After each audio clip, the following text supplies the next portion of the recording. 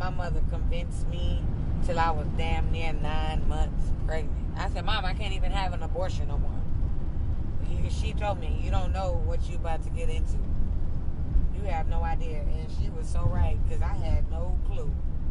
But you know what? My baby was hungry. I got up and fed her. When my baby needed clothes, I got my ass out here, and I got my baby some clothes. Her hair, you can't never say Pretty Pete Baby was looking crazy. She looked better than me. Shit. I'm like, look at this little heifer, little fat thing. She had like 6 rolls on each leg and each arm. Looked like a little roly-poly caterpillar Michelin man baby. But beautiful and happy. And brought so much joy to my life, even though I had been disowned and I had been kicked out. I had this little girl who looked exactly like me, who depended on me, no matter what I was going through, to take care of her. And she would look at me with these eyes, and she would give me this big smile and this beautiful laugh, and that's what my motivation is. That's what keeps me going. Is them. You know, and then I have my butterball, my fat 8 pounds, 6 ounces, 21 and a half inches long baby boy on June 28th. And he's going to be 7, June 28th. So, I mean, I feel old. You know what I mean? I just turned 29, but let me tell you about this little nigga here. When I got pregnant with him, I said that I felt like I didn't really give men a chance.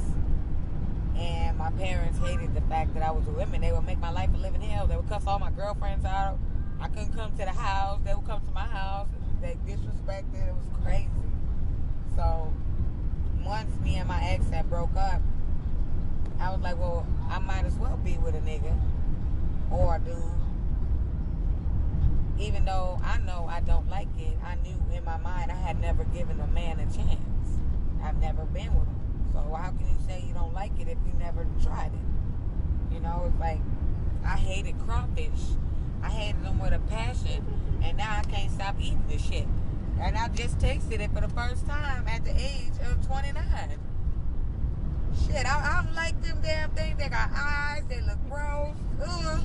No, I don't want it. I tasted them mother shits, and I'm stuck. So, you know, I was kind of, I don't want to say struggling with my sexuality, because I knew in my heart that I was a lesbian, but I didn't want to say, okay, I didn't try it. I don't want to just be like, oh, well, you know, a lot of motherfucking people would be like, how the hell you know you don't like men if you ain't never been one? I will tell you, I'm very, very, very physically, I don't have a physical connection, but I think men are beautiful.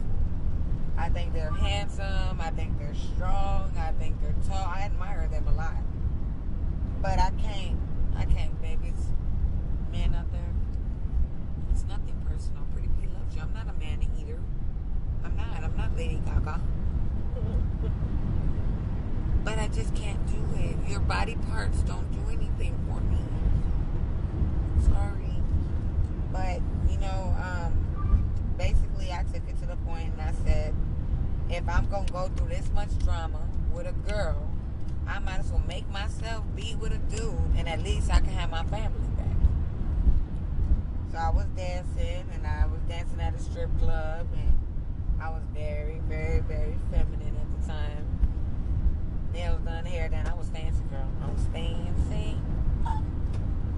But this guy walked in, and he looked just like T.I., just like a bigger version of T.I. And he sat down, and I went and sat down, and I was talking to him. And at first, I was gonna hustle. I'm gonna take shit. I would take all his fucking money. Then I was like, we were having some good conversation. So he tried to pay me, and I was like, no, I don't want your money. You know what I'm saying? Like, I don't want your money. And he was like, well, ain't that what you here to do? And I was like, yeah, motherfucker, but I don't want your money. I'm enjoying the conversation. I'm not feeling like I'm about to hang myself like most people, but, you know, I was enjoying the conversation. And we actually had a lot in common. We're very much alike. He was like a male me.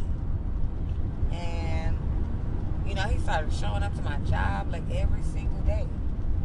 And then I think I had some car troubles at one point in time. He was like, I'll come get you and take you to work. And that just took off from there. My mom was in love with him. Ugh, it was crazy. Before you know it, I'm pregnant. Fuck.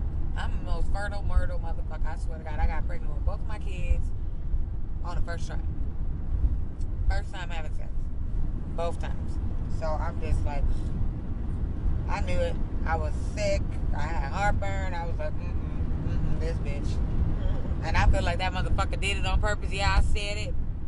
Granted, you know what I'm saying? Things happen. One thing leads to another. We both were being irresponsible. But it's deeper shit between Sean and I, and he knows that. So, you know, you did this shit on purpose, nigga. You want a pretty pee to be your baby mama. It's okay. Because I got a beautiful baby. I spit beautiful babies. So, anyways, I get pregnant, and I would say not even a month into my pregnancy with my son, he gets 5 years. So now I'm panicking. I'm like, oh my God, I got a little girl pregnant. Now I'm really contemplating abortion. And I don't even believe in abortion, but I was young and I was struggling, and my only help, which was my other half, was in prison. So I didn't know what the fuck to do. And I hid my pregnancy from my family and my friends and from everybody until I was like at least 7 months. I sucked it in. Everybody that knows me knows I don't like medicines and I don't do doctors. So I just kept telling them I have a bug, because they was asking me why I was throwing up, losing weight, gaining weight. I was miserable, a hot, shitty mess. And pregnancy was, both of them was just, you ain't gonna see no pictures of Pretty Pete pregnant, because I was sick as hell, miserable, unhappy, just upset, hated the world. Don't talk to me, nothing, but I worked my motherfucking ass off the whole 9 months with both of my kids. No matter how sick I was. If I had to throw up, excuse me, I'll be right back. You take your order? Nope, hold on, I'll be right back. Okay. And what can I get for you today? I was working at McDonald's when I had my baby. And hustling. Come on now. Mama didn't raise no fool. But anyways, I was pregnant. I hid my pregnancy and nobody knew. And I finally came out and told my mom. But the reason why I hid my pregnancy was because, for one, I was still struggling on what I could do. I was contemplating abortion, not because of the fact that I was being selfish, but because of the fact that I didn't know if I could